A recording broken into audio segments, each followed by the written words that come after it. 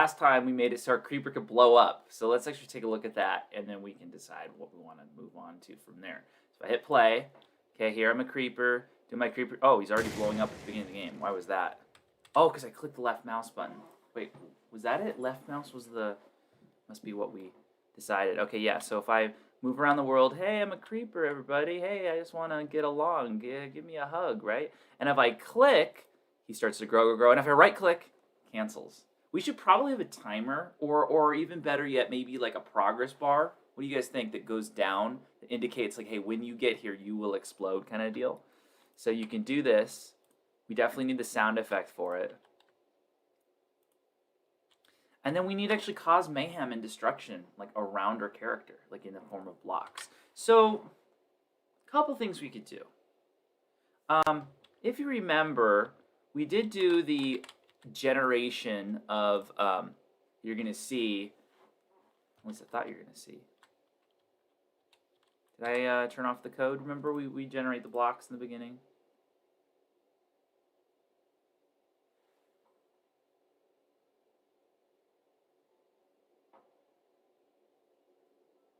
Okay, yeah, we generate the blocks, for loop, all this stuff.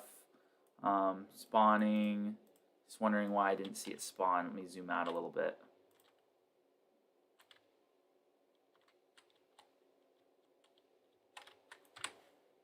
I know why. If you remember last time I was talking about how you got to make these blocks a instant static mesh. Seems by doing that though, I tend to have kind of broken what the static mesh was. So let's make sure that we tell it that it's supposed to be a cube. It still doesn't look like a cube to me. So let's do this. Let's see if we should add it into this construction script, what the static mesh of this thing is. So set mesh. I believe that, yeah. And now can we say the cube? Would that work? Would hope so.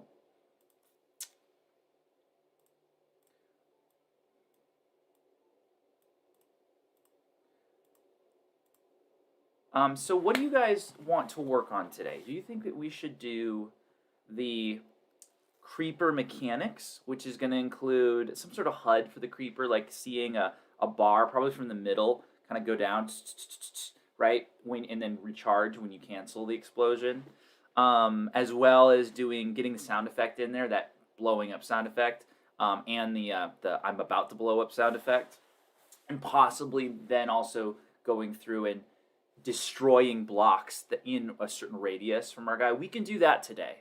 That's option one. Option two would be more environmental procedural stuff. Put what you want to do in the chat. Actually, we'll do a poll. Maddie says option one. So, what to do, fellow kids? Creeper stuff.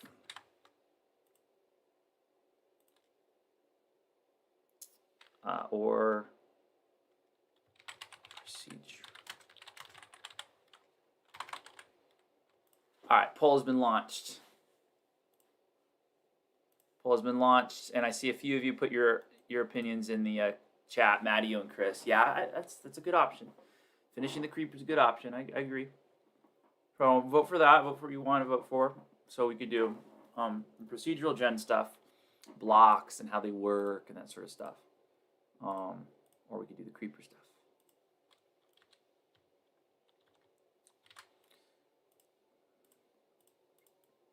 So I thought I was getting all fancy here last time by doing the instant static mesh, but it seems like I'm doing something wrong with it because our blocks don't seem to show up. So maybe I gotta go back to a regular static mesh. If you remember, I said the instant static mesh is more efficient. It is more efficient. But alas, maybe this is not. It's just weird because I've used instant static mesh before. A component officially renders multiple instances of the same static mesh. Yeah. Maybe I could do add instance static mesh component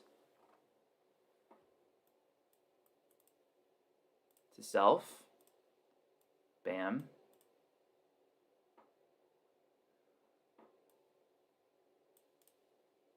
Set mesh here to the cube. I'm gonna check that poll in 1 second. Just want to try this.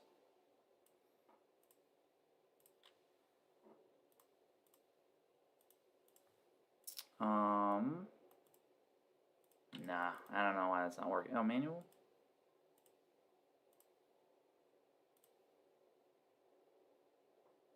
All right, we'll just do the regular blocks. Okay, let's check on the poll.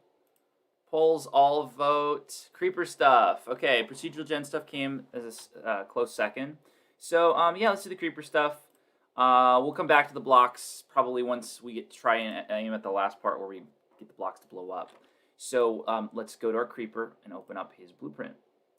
So a couple things to know with our BP creeper. We've got these user controls that cause blowing up to happen. Left starts the blow up sequence, right takes it down, right? I really want to have a widget that shows, hey, you're about, how much time you'll have before you self-destruct. So let's make a widget being a menu, our HUD for our creeper. All right, widget blueprint, W, creeper HUD. Now if I open this up,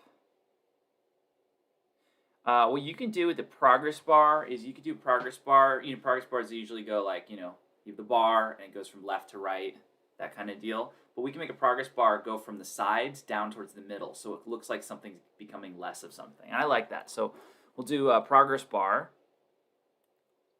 What color should the progress bar be? I'm going to put it in the middle, I think. Bottom middle, because all of Minecraft's HUDs tend to be like your inventory bar is always down. Like this seems like a good. Minecraft doesn't want to put stuff top left, top right. We want middle. Right. So, what color should it be, guys? I can think of a couple of things as far as like the fill color. So if I fill it up, you'll see it's going from left to right. But I don't want to do that. Let's do it from center. Fill from center, and now you could do something maybe similar to that. Also do top to bottom, that kind of thing. I think maybe from center, or I guess the other option is having like the like how you have hearts in Minecraft, because Minecraft doesn't use bars; it uses like hearts and stuff, like these icons. So maybe you have like if it's a 5-second delay before you blow up, you see it go 5, 4, 3, like that kind of thing. You see like these timer hearts, or like it could even be the icon for gunpowder, like whatever not gunpowder. What is it that you get when a creeper blows up? You can get something anyway. You get nothing when a creeper blows up. No, isn't there something that sits there that's like sometimes it has a chance? No, only if you kill it. What do you get if you kill it? That's what I mean. You're right. You get gunpowder. It is gunpowder. Okay. And if it's shot by like a skeleton, you get like a disc. And if it's a skeleton, what you said? A skeleton. It drops a music disc. Okay. All right. So I think we should make this creeper green. Like that's what the color should be. It's like a creeper version, a creeper green. Like they say eggshell white. This is creeper green. Okay.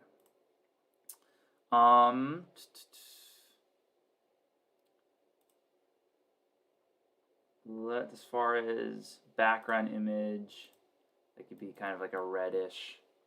It's about to blow. No, gunpowder black almost, maybe. Something like that. Okay.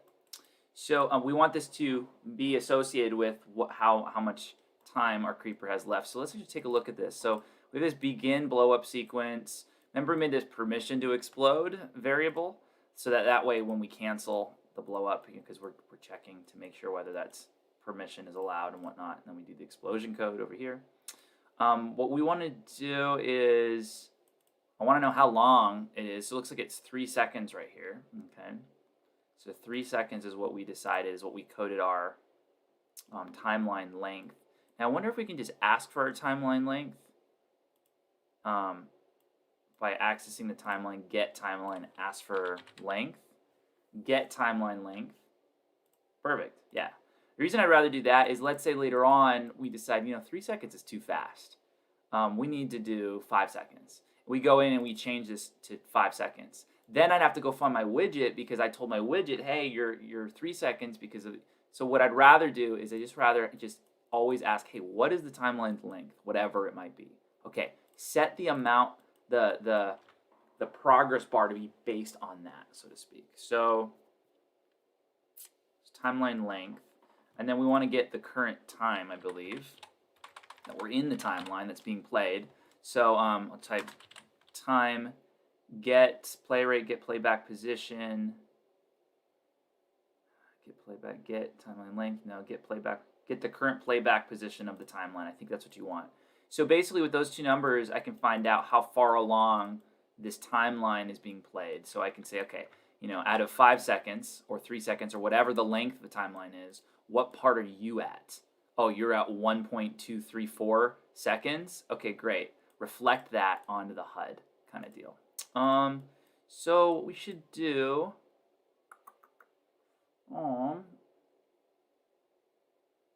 just thinking about where I want to code this, how we want to code this. I could probably make a variable out of it. So let's just promote to variable.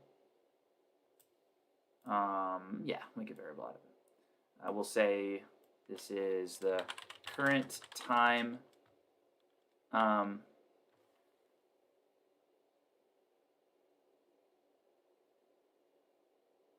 just thinking for a second. Do I want to know what the current time is, or do I just want to know how much time he has left? In which case, it'd be timeline length minus playback position. I don't know. Let's try that though. We'll do time left till self explosion. And that's going to be whatever timeline length minus playback position is, right? Because playback position is 4, and timeline length is 5. You've got 1 second left. Okay, I think that should work. So what we could do is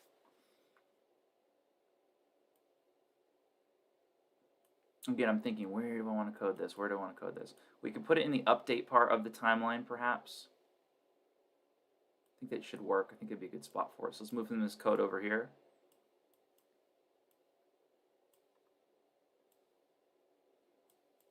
All right, so we're bringing this in.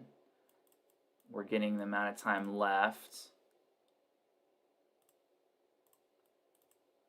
Now if we go back to our HUD, what you can do is with a progress bar, percent is how much something's filled or not. So we want this to go down, down, down before you blow up, just like that. That's the idea. So it's going to go to 0 when you blow up, and it's going to start at 1. And when you start the sequence, it's going to start slowly going down. That's the goal.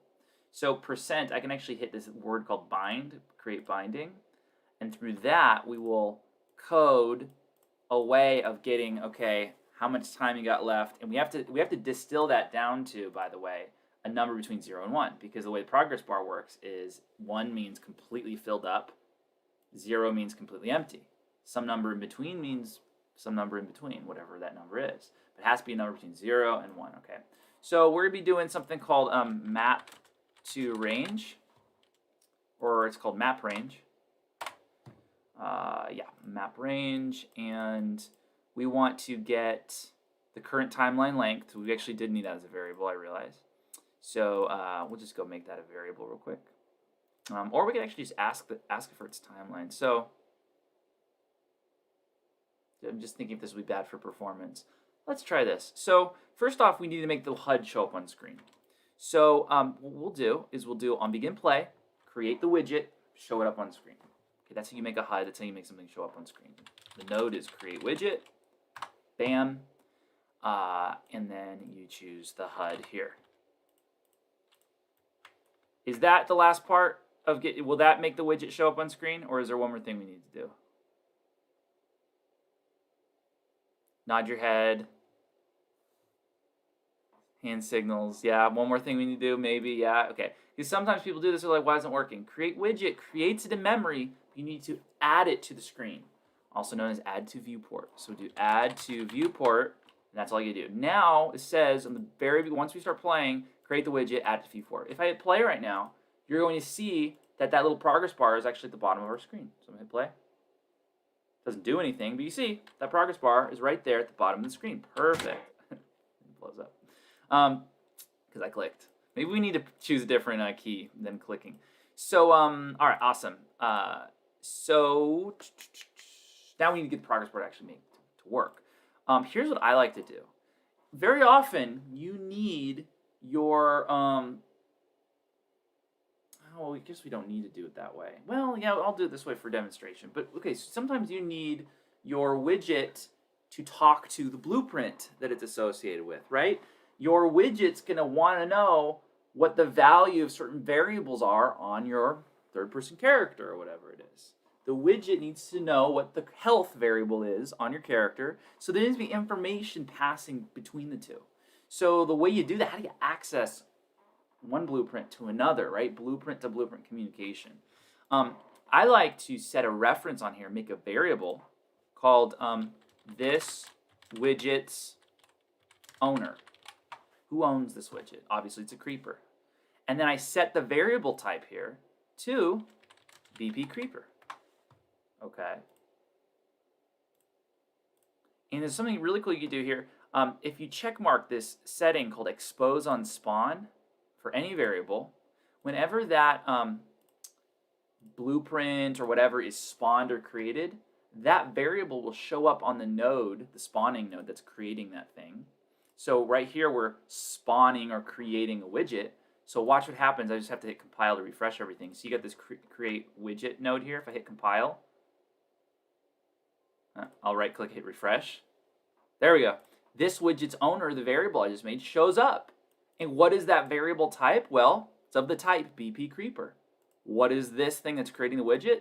It's BP creeper. So we can set this widget's owner, the variable that lives on the HUD, to this blueprint that just created that widget, so self, and therefore, whenever we want to access things that live on BP creeper from the HUD, we can just say, hey, give me this widget's owner, and then ask me for some variables here. We do that right now.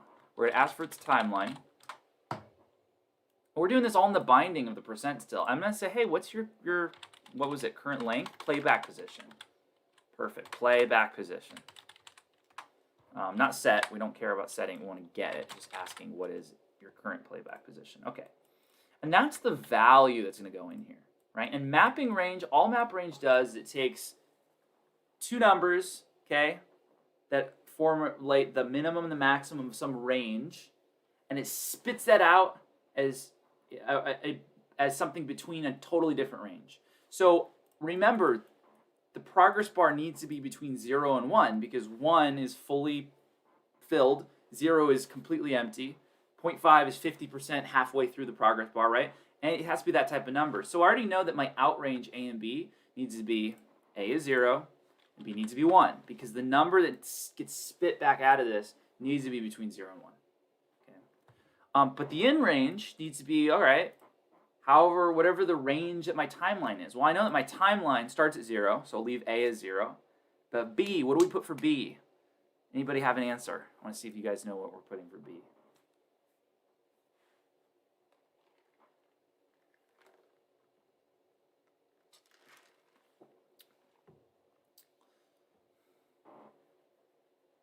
Anybody? Anybody at all? You can unmute your mic, put it in the chat. You want to take a guess? What are we going to put for in range B?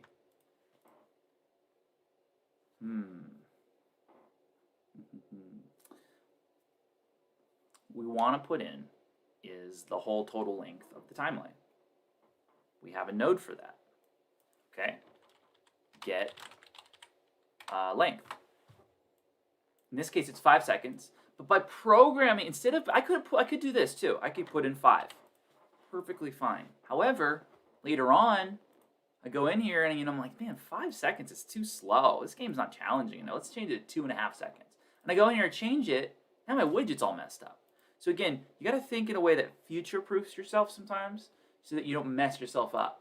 because we're doing 2 different blueprints here, and I don't have to remember that one thing is hard-coded on one versus the other, right? So I just plug in timeline length. All right, so this is now going to spit out a number between 0 and 1 that'll fit perfectly into our return value here, which is going to set the percent of that bar, and it's going to be a number between 0 and 1 based on the value that comes into it, which is the current play position, mapped to range from a number between 0 and however long our whole total timeline is. See how that works? I don't know. We'll see.